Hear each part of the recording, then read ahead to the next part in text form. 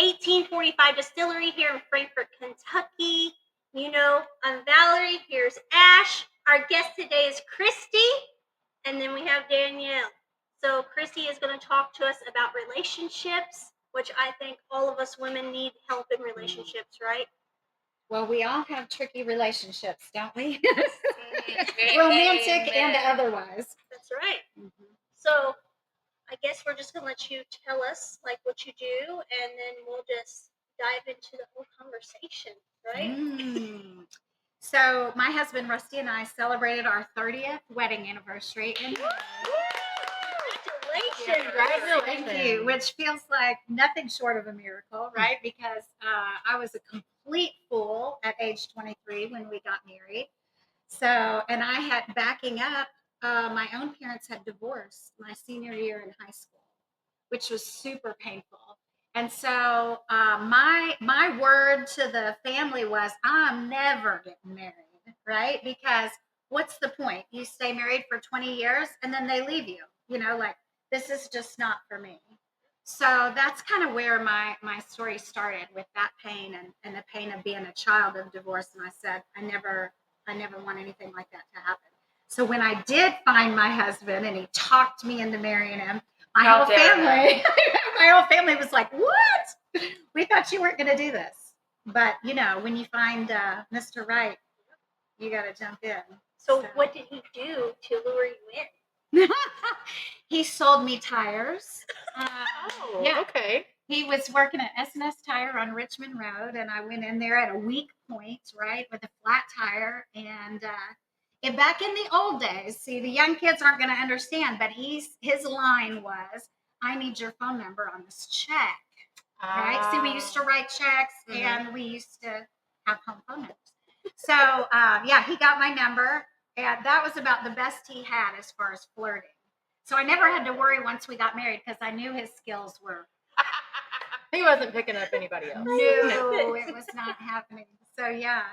So, but anyway, I would say about 3 years ago, we were having some problems brewing in our marriage that I was not able to solve like maybe I had been in the past. And I'm reading lots of marriage books, and we're going to like retreats, and we even saw a marriage counselor, and just not getting to the places that I wanted to get, really.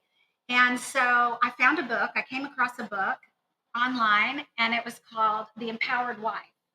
And the author is Laura Doyle. And I began to read that book, and I felt like this lady's reading my mail, right? She had real straightforward, simple strategies for me that would change the dynamics in my marriage. And I loved that because I had been trying to get my husband to change for about 27 years at that point, right? And most of the women who come to see me have a he problem. That means he needs to change, right? But we can't. That's what I found out, is that we can't change anybody else but ourselves. And so I was so happy to have some strategies on how I could change. And what I found out is that when I changed, he started responding to me different. And I started getting a lot of the things that I had been wanting. So let's talk about, what did you start to change? Yeah. Because, women's are going to be like, all right, tell us the good, juicy stuff that's going to help us. Well, I had a lot of blind spots. I had a lot of things that I was doing that I didn't know I was doing, or I didn't know the effect of them. So there was a lot of things I was doing that were coming off as disrespectful to him, which caused him to withdraw from me and avoid me. And criticism and complaining were probably my top two. And the ironic thing is, if you had asked me if I was critical or if I complained a lot, I would say no. You would say no. No, because I didn't see it that way. And if you had been able to say, Cristie, you're being really critical and you're complaining a lot, okay, like what's the alternative? What do I do instead? I didn't know. So how can I get rid of this behavior, and I've got nothing to replace it with? So what I found out was that when I stopped complaining and started asking myself, what do I really want here? And just asking for what I wanted, we call it expressing my desires in a way that inspires. So I'll give you an example. We always drove my car on the weekends. So the whole family would be in the car going to soccer, going to basketball, going to baseball, wherever we were going. By the end of the weekend, what do you think my car looked like? Not great. Hot Yeah. mess. Trash. Wrappers and water bottles and all the rest, right? And so on Sunday, we'd be on our way home from church, and I would give what I felt was a very compelling motivational speech. Everybody get your junk out of my car, right? Like, you guys are driving me crazy. My car's always trash. Get your stuff and get it out. Well, they weren't motivated. It's really strange. They just scattered, right? Get away, mom's in a mood. That's what the flavor was, right? Mhm. It's like, what is happening? And my car never got cleaned. So when I started studying these skills, what I found out is that what I should say is what I do want instead of talking about what I don't want. So I began to say, I would love a clean car. And guess what my husband said? Okay, I'll take it and get it cleaned today. Really? That's all it took? So didn't he? He dropped us all off at the house and he took my car and got it vacuumed and washed and everything. And Oh, I lovely. was just amazed, right? All he needed was the information on how to make me happy. And what I have found through talking to as many women as I've talked to and the research that we've done among men, husbands want their wives to be happy, right? Because if mama ain't happy, No one's nobody's happy. happy, right? Yep. But sometimes he just doesn't know how. And the complaining is not clear to him, right? He didn't get me griping about all the trash in the car meant I would love to have a clean car. But when I presented it like that, first of all, I'm more pleasant and pleasable, and he wants to please me. And second, he knows exactly what to do. I've given him all the information he needed. I want a clean car. And then it's up to him. Does he want to take it to get it clean? Does he want to clean it himself? Does he want to pay one of the kids to clean it? I don't know. And that's none of my business. Yeah. So I don't get to control how he makes my desire come true. But he gets to show up as my hero. And he feels successful because he made me happy. And I feel thrilled because I'm taken care of and adored. I love that. Me too. Not me planning on going home and trying this with the kitchen. There you go. I would love a clean kitchen and a new Right? diamond ring. Well, there you go. Even better. But you don't just work with like husband-wife relationships, right? That's what I found really awesome when I met you at our networking event, was that you work with a bunch of different dynamics, right? Mhm. Yeah. Now I only work with women because that's my Okay. experience, right? I'm a woman. I know what it's like to be a woman. Mhm. My brother tries to get me to coach him sometimes. I'm like, I don't know what to do with you. I coach women. But yeah, women, we have all sorts of tricky relationships. You might have a coworker that's difficult to deal with. You might have a sister-in-law who gets under your skin, a mother-in-law, a friend. Maybe you just got your feelings hurt by one of your friends. That's happened. For me, I had a tricky relationship with my mom, and I got a lot of coaching around that. And one of the things that helped me a whole bunch in that relationship was the simple concept of expecting the best about her. And what I found was that a lot of times when we were getting ready to get together, I was already thinking of what's she going to say or do that's going to get under my skin. That's just anticipating. That's just watching for the negative. And whatever we focus on is going to increase, right? So when I started to shift that a little bit and start to just make a mental list of gratitudes about my mom before we got together and think about the good things and expect great things from that time with her, all of a sudden she showed up differently. How does that change? But I really think that people can sense our energy and we match each other, right? So if I show up rude and snobby, you're going to show up different than if I come in friendly and kind, right? Because we do have a certain mirroring effect on people. So yeah, there's lots of relationships that can be helped by the skills that I teach. That's great. Have any of you ever had coaching? No, not. I could use coaching. Not like not marriage coaching. I go to therapy for like marriage counseling, but Yeah. you know, people are always asking me, like, what's the difference between counseling and coaching, right? And I have used counseling at different times in my life and found it helpful at some times and not so helpful at other times. And part of that is finding the right person, right? You've Yeah. always got to find a match, whether it's coaching or counseling. But one of the things I've noticed about counseling is we tended to look backward a lot and say, what happened back there that brought you to where you are today? And a lot of that stuff back there is painful, and I can't do anything with it anyway. What I found with coaching is that we're looking at today and how do I want to move forward? So I really like the action orientation of coaching, where we talk about what happened and where did it go wrong and how would you want to show up differently next time, so that we're being proactive in talking about how you're going to handle that the next time, because so many of our conflicts with other people are repetitive, right? And they're patterns, even though they may show up a little bit differently, kind of the root that's underneath them is the same. And so, like, complaining was underneath a lot of mine, or controlling was underneath. So the arguments look different, but the source was this desire to control that was under there. And so if we can pull out that root, then a lot of these dissolve.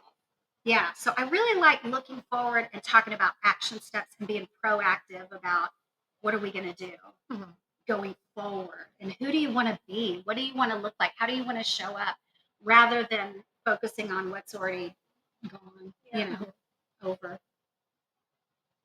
I So get that.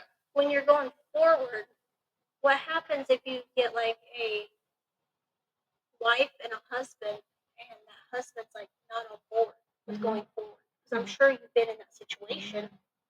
Because today's society is crazy, right? These men aren't like they were back in 1960s, 70s, and 80s. I feel like, with all the things that you read. So does the woman still go forward and try to make the best of it without her husband? So a lot of times women come to me because their husbands are not interested in therapy or counseling or coaching or anything like that. So they really are kind of on their own as far as the solution. But what I find is many times it's the woman who's unhappy to begin with. And so if we can get her happy, then that relationship comes back together. Because here's the thing, we fell in love for a reason, right? There was something in that guy that we couldn't resist. And there was something he saw in us that he couldn't resist either.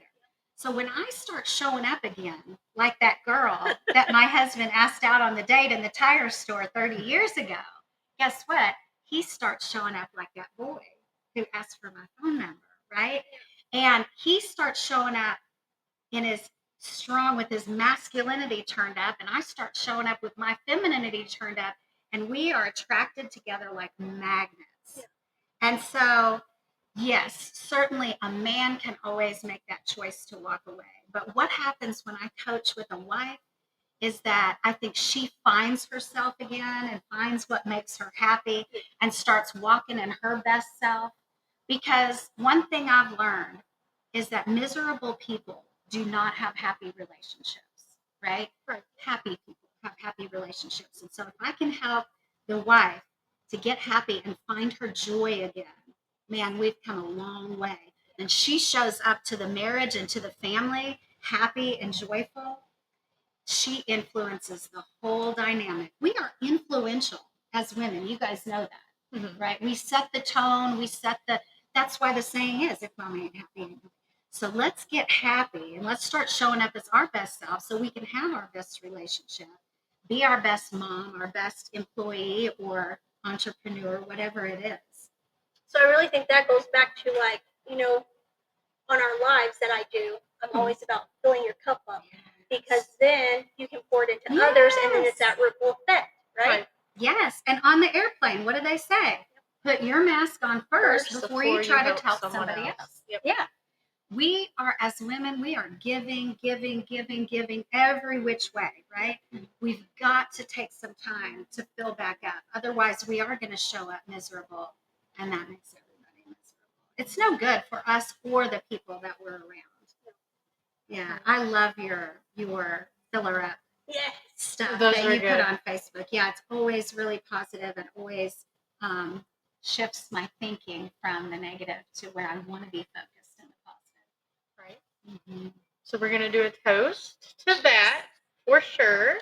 Mm. To filling your own cup, ladies. Yes. My cup. Cheers. Cheers, girls. Condensation. Lots of Mm. condensation. Mm. This episode is brought to you by family-owned and operated J. Mattingly 1845 Distillery.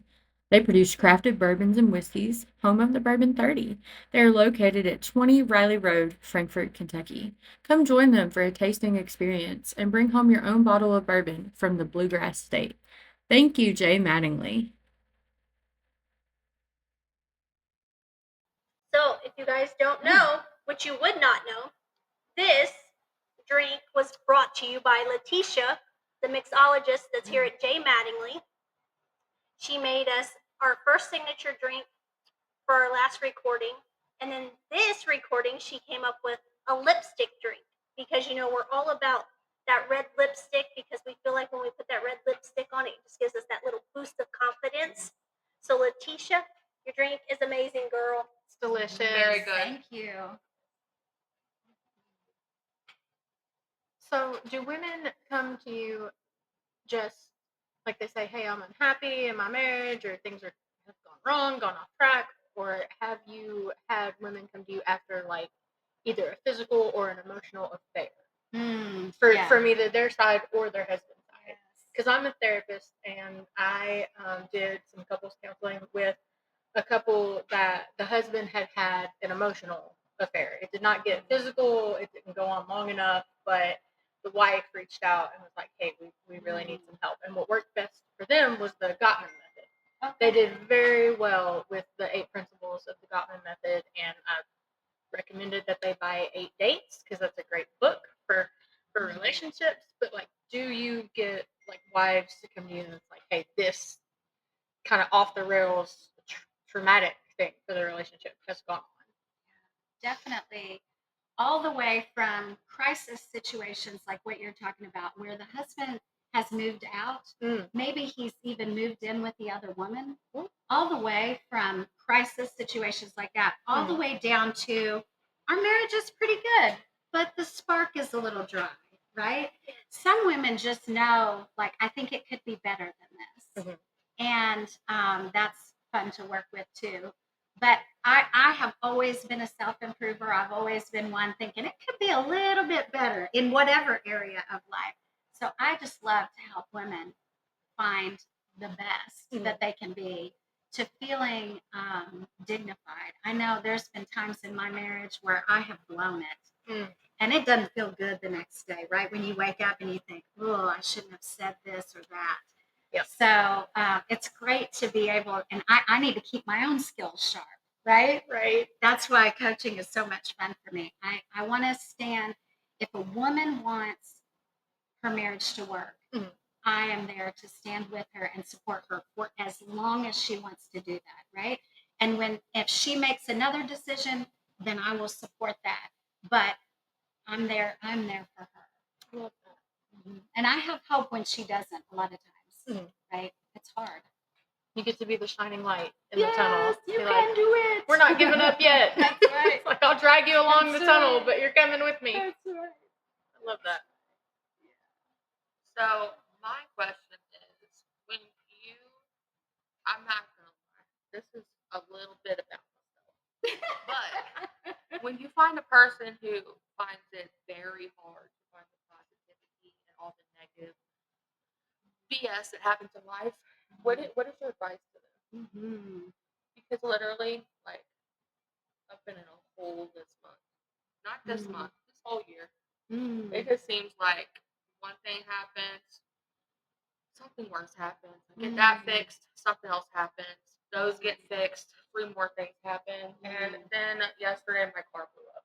Oh, that is so difficult. It's The so positive frustrating. in that is that I do have insurance or warranty still on it. Nice. So all I have to pay is my deductible in order for it to be taken care of.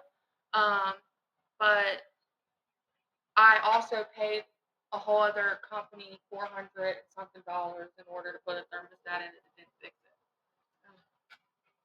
Oh, Wow. So I have the hardest time finding positive things to anything positive in my negative. Well, you just did it. I know, You just but did it's it. You just told us this, and this happened. But the good news is I have the insurance, I have the this. So, and that would probably be what we might do together in coaching is start with a gratitude list. Yeah. Like, tell me everything that's good in your life, you Mm-hmm. know? Yeah. And even down to the smallest things, right? Because, like I said, what we focus on increases. So rather than focus, we all have challenges and we all have blessings, Mhm. and we get to choose which one we spend time staring at, and it's going to affect our mood, isn't it? I stare at my negative a lot. A lot. Picture them and choose. Yeah, It's so make just- your list each It's morning. just so daunting. Yeah. You know, Yeah, I think it's a retraining of the brain. I think it's a daily, okay, what negative is coming up for me? And what do I want to replace that with? What do I want to focus on instead? So your recommendation is every morning get up, do a gratitude list. Oh, yeah, I think that would be great. What if you started with just 3 each morning? Mhm. And just, sometimes I'll write them on my mirror with a dry erase marker, Yeah. And Or lipstick. or It lipstick. works too. It's harder to get guys, off. It is harder to get off, but then There you it'll go. stay. Be on the lookout for my behind the scenes Yeah, because We that's wanna what I'm see gonna it. start Making doing. her we lipstick want to list. see it. Yeah, wonderful. Free gratitude today. See, look at you. You can do that. I love And your affirmations. commitment. You can do affirmations too. I'm so big about telling people to do positive affirmations. Yeah. Look in the mirror. Say your positive affirmations. I can tell people this all day long, but I don't do them. Oh, yeah. Ashley. Oh, I'm. There you go. You just coached yourself right up. I just feel like from the minute I wake up to the minute I lay down, it is constant chaos. Mm. My twins just started walking. They're 18 months old. Ooh. I also have a 4-year-old.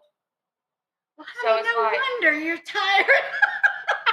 No wonder. But what would you rather believe than it's chaos from morning to night? Because that sounds really difficult. So what would be a better? It's not really chaos. It's just I really enjoy watching every minute of their day, so I don't miss anything. Look at that.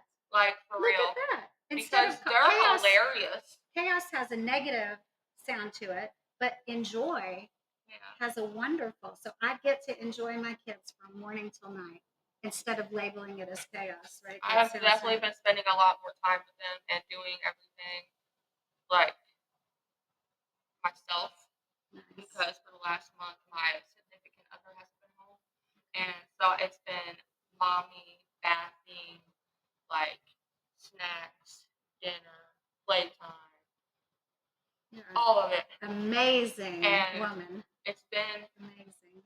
It's kind of been fun though. Like it's been really fun. Nice. But now my 3-year-old wants to sleep by herself. My 4-year-old wants to sleep with me, and I'm not mad about it. I'm not mad about it. She is the best cuddler. She's the best cuddler. And they only want those cuddles for so long. And And that's then what one makes day it it'll sad. be like, no, thank you, Yeah. Mom. Like, please go away. You're embarrassing me in front of my friends. Yeah. I'm not ready. That's all I got. I'm gonna stay tuned. We're gonna start doing behind the scenes. Ashley's gonna do her positivity today. Nice. There you go. And you're gonna read them in the mirror to yourself every time you go to the bathroom, right? Yeah. There you go. I need a mirror. I need a little mirror so I can multitask. I can just see her with like the one in the car, like she's doing whatever, and she's like, "Hello, good morning, beautiful." Good morning. I see it. Good morning, beautiful. You asked how the women find me. Mhm. Mostly they find me on Facebook. I Okay. have relationships with the map. I have a private group for women and then also a business page, but mostly they reach out on Facebook. I do have Instagram as well, but I'm Relationships not as with a hip. map. Yeah, Okay. relationships with a map. Don't we Find need a it on map? Facebook. Yep. When Ashley was talking about her children and like it being, mom doing all of the things because they're significant other isn't home right now. Is that something that people come to you for coaching? Like, we just had this baby and everything was fine before the baby got here, and now the baby's here and things are so different. Because I've heard like that's one of the number one things that changes a relationship. Can is I get an having amen? children? Yeah. Having the children. Yes. Having the children. Yes. Yeah. Yeah, and It trying does. to divide the responsibilities, Mhm. and mom has these expectations and dad has these expectations, and they're not exactly the same. Mhm. Definitely. And that's where, again, expressing our desires in a way that inspires, Mhm. and making sure we get some self-care in there so that we're not just wrung out completely empty and Mhm. our cup isn't dry. I think those are super important. Yeah. Especially when it's like, I would love for you to feed the child, but I'm breastfeeding, so that's not really an option. But sir. it is. It You can is. pump. If they Exactly. pump, right? Yep. You can pump. Some women don't want to pump though. They just want that bonding time. But the skin to okay, skin, so if like, I'm feeding, then you burp. oh, that's I Or say if I'm you feeding, change the you diaper, change the diaper. you I go cook feed. supper. Ah, That's there what you I go. say. That's a good one. Feed me while I'm breastfeeding. Exactly. Feed me so I can feed them. I'm starving. Yes, It does make you hungry. It It takes a does. lot out of you. it Oh, yeah. does. And I think also, like, when it comes to that, something that men can do, because, breastfeeding is hard. Yes. Breastfeeding is very hard. Yes. They can research the ways to help the mother do that. Mhm. Like, I know Valerie always talks about the pink drink. It boosts your milk. So, like, Okay. go to the What is store. in the pink drink? So it's the cranberry strawberry juice. Okay. So you do half of that, and then you do half of coconut milk, Okay. Because I've had a lot of and people then you tell can throw me. in fresh strawberries if you want. Okay. But Now, there's It's- always it's a very way good. that they can Right. help. It's just them trying to get Mhm. outside of the box a little Mhm. bit. I've had a lot of people tell me that the Body Armor drinks, the Body coconut Armor's definitely a water, good one. that they increase their breast milk production. I'm like, oh, okay. Like, I've never Yeah. breastfed. it I never, don't it have never children worked for me. biological, So, so I don't know, but whatever helps. If you're trying to breastfeed, but if you can't, fed is best. I definitely feel the kids put a strong pressure on relationships. Mm.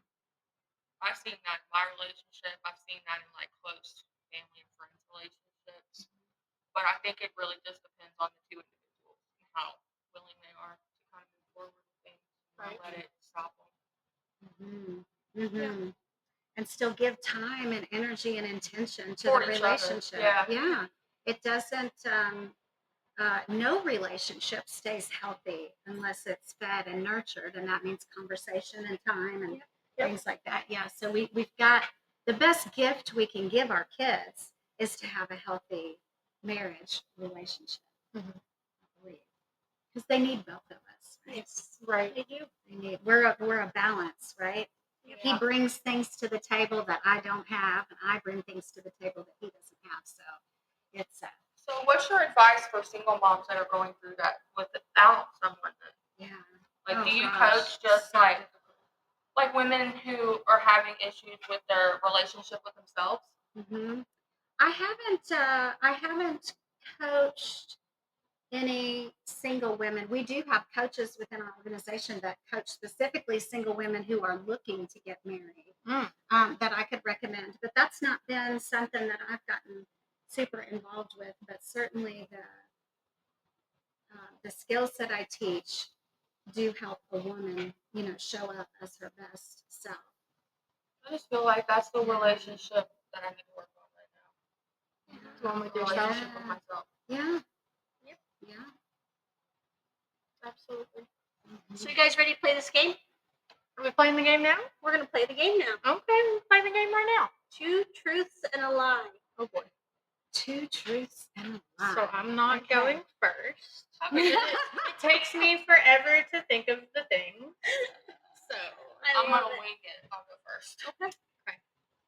Go on, girl. My favorite drink of all time is Coca-Cola. My favorite meal to cook at home is meatloaf. And I like to make fried pork chops. Okay.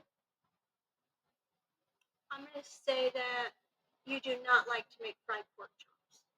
I hate making fried pork chops. How did you know that?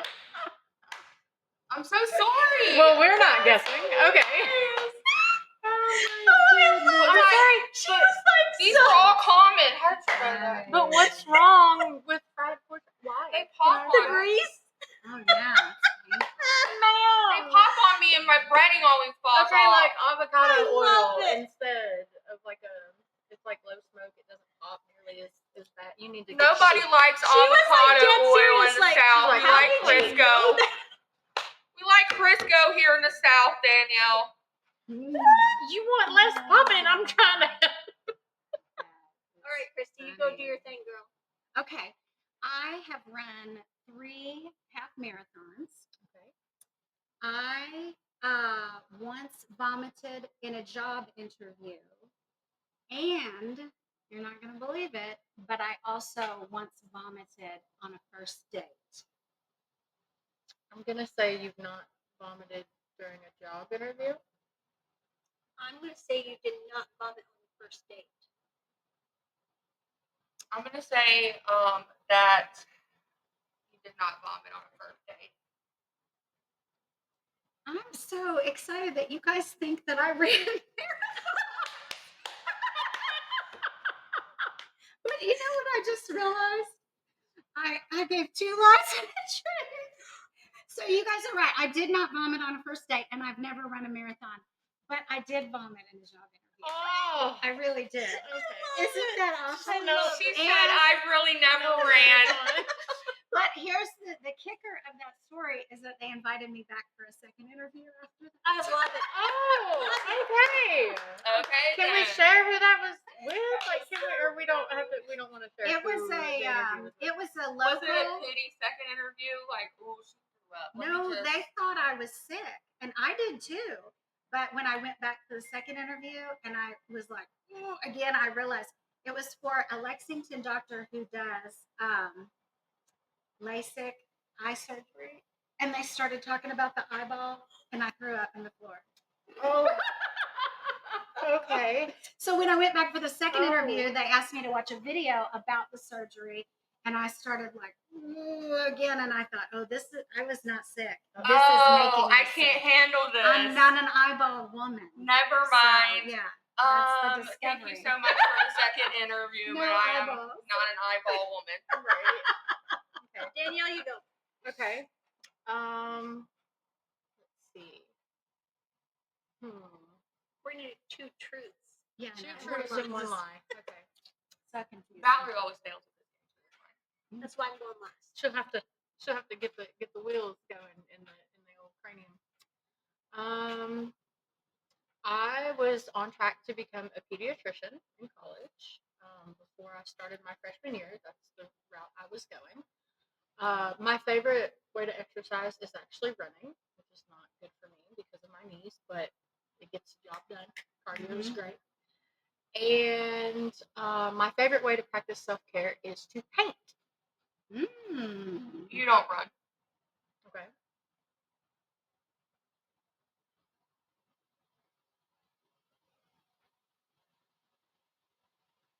The first one. Okay. You don't paint. If y'all ever see me running, you better turn around and run too, because something is chasing me. That is Why, the in only my way head, you I will get me said- to run. I said, this is me not and Danielle run. are the same, and if I'm running, you gotta run. So, Yep. If you ever see me coming at you running, you better turn around and run too, because So, something is after Painting me. walls or painting pictures? Pictures, canvases. Nice. Love to paint. nice. Nice. Don't let me paint your wall. Okay. It'll be Big god awful and difference. uneven. I have Yep. to show you this picture that I drew at this like sip and paint, like wine and sip paint thing. Oh, And those it's are a so fun. sheep. Okay. It's a sheep. Okay. Was it It's supposed to hanging be in a my sheep? kitchen. Yeah. Okay. What She happened has to the tell sheep? you it's a Well, sheep? the sheep was supposed to be on like the ground, but it's actually on a boat. And I named him Francisco, and he's coming from France to the U.S. too. He was supposed to have a boggin on with a cute little like top, Yeah. Well, I made him like a Mickey Mouse hat, so I had to like connect it and make a chef hat. So he's a chef, and he's coming to the U.S. to live out the American dream. I love that. Okay. Two truths and a lie. I love flamingos. I love my dogs. And I hate this ferocious heat. You hate your dogs.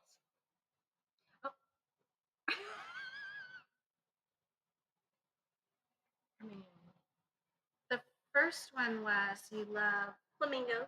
Oh, okay. They all seem correct. So okay, I'm you gonna say love my dogs. You love the heat. I'm You gonna say love the heat because you on the boat, you out there You having love the the water heat. balloon fights. I'm gonna say that you love the heat. I was about to be. I'm thinking for myself, like, ew, this is gross. No, I mean it is though. Like it is. Like and I get tattoos and especially color tattoos, so I don't want to fade them.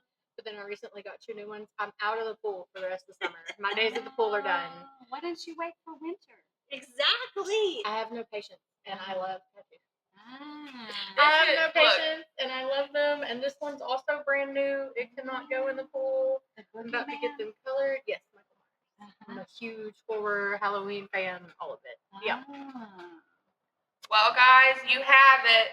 That's our episode of Pour and Power, and make sure you guys come next week and listen to our next episode. Yes, and thank you so much, Cristie, for coming on. Yes. Again, what is the name of your Facebook page, Instagram? Where can people find you? Yeah, relationships with the map or relationshipswiththemap.com. Perfect. All right. Well, before we go, let's toast Jay Mattingly and to every business owner, man or woman in the U.S. Bye, guys. Bye. As always, the Bourbon Boss Babes would like to thank our sponsors, including our host, J. Mattingly Distillery, located in Frankfort, Kentucky. If you're interested in becoming a sponsor for the Pour and Power podcast, please contact Danielle at dmorgan@bourbonbossbabes.com. We'll see you next week.